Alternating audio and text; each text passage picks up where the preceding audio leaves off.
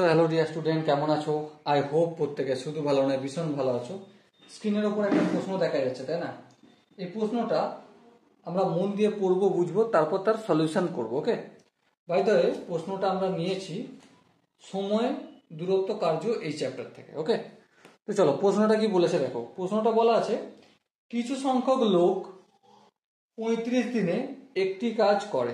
বেশ, যদি আরো 10 জন লোক বেশি নিযুক্ত হয় তবে কাজটি শেষ করতে 10 দিন কম লাগে। তবে প্রথমে কতজন লোক ছিল? আমি এখানে প্রথমে x জন লোক ছিল ধরে নিচ্ছি। কতজন লোক ছিল? প্রথমে x জন লোক ছিল প্রথমে, এটা ধরলাম।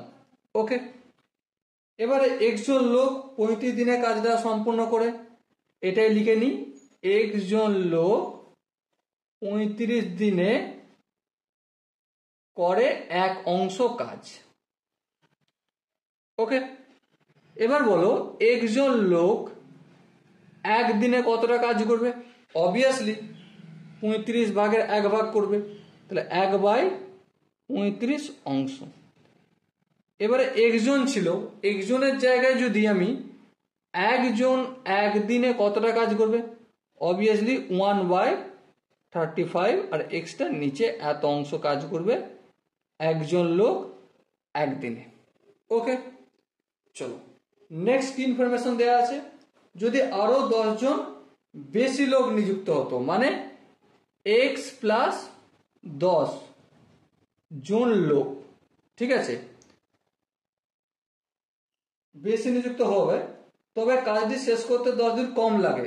যেখানে 35 দিন লেগেছিল সেখানে 25 দিনে কাজটি কমপ্লিট হবে। 25 দিনে কাজটি করে এক অংশ। তাহলে x প্লাস 10 জন লোক একদিনে করে 1/25 অংশ। একইভাবে একজন লোক একদিনে কতটা কাজ করবে? অবভিয়াসলি নিচে 25 আর এরই নিচে x প্লাস 10 এত অংশ।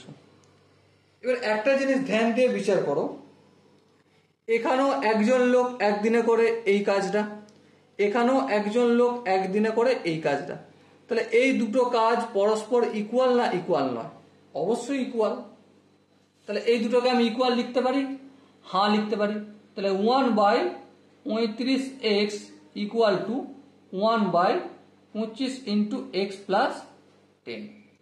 এবারে এই 25টা অপোজিট দিকে পাঠাবো, এই 25 ইন্টু x প্লাস 10টা অপোজিট দিকে পাঠাবো, আর 35xটাকে অপোজিট দিকে পাঠাবো। কোনাকুনি গুণ হয়ে যায় সমানের বিপরীত দিকে, তাই না? তাহলে 25কে x দিয়ে গুণ করব, 25x, 25কে 10 দিয়ে গুণ করলে 250। ওকে, আর এই 35xটা একের সাথে গুণ হলে অবভিয়াসলি 35xই থাকবে।